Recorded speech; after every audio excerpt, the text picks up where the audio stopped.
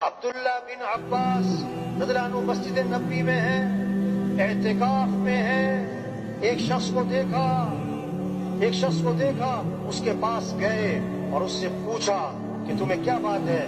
مجھے ایسا لگ رہا ہے کہ تم پریشان ہو، یہ شریعت کا مزاج ہے، لوگوں کے چہرے پڑھو، لوگوں کی زندگی سے اندازہ لگانا کون ضرورت مند ہے، کون محتاج ہے، کون پریشان ہے، میں کس کی مدد کر سکتا ہوں، پریشان لوگ نہ پھریں۔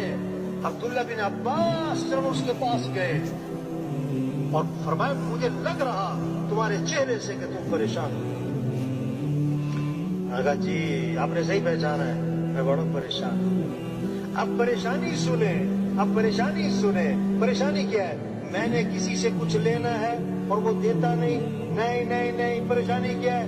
میں نے کسی کا کچھ دینا ہے اور میرے پاس ہے کچھ نہیں، یہ پریشانی ہے۔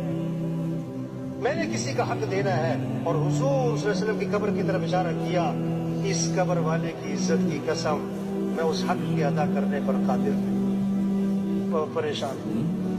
عبداللہ بن عباس رضی اللہ عنہ نے فرمایا اگر تم کہو تو میں تمہاری سفارش کروں، شریعت کا مزاج ہے، اگر آپ کسی کی بات آگے پہنچا سکتے ہیں تو پہنچانی چاہیے۔ انہوں نے کہا آپ کی مہربانی ہوگی، جوتا لیا، مسجد سے باہر نکلے اور چل پڑے۔ اس نے راستے میں کہا حضرت آپ بھول گئے، آپ تو اعتکاف میں تھے، بھول گئے اپنا اعتکاف؟ کہ نہیں بھولا نہیں ہوں، مجھے یاد ہے میں اعتکاف میں تھا اور میں پھر بھی نکلا ہوں۔ پتہ کیوں نکلا ہوں؟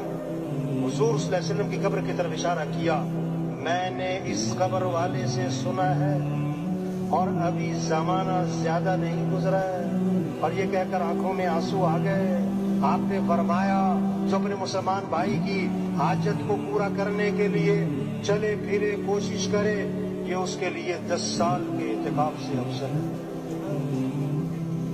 10 سال کا اعتکاف، کسی کی حاجت کو پورا کرنا، کوشش کرنا، اس کے لیے چلنا پھرنا، یہ ہمارا دین سکھاتا ہے کہ لوگوں کے کام آئے، لوگوں کو نفع پہنچائے۔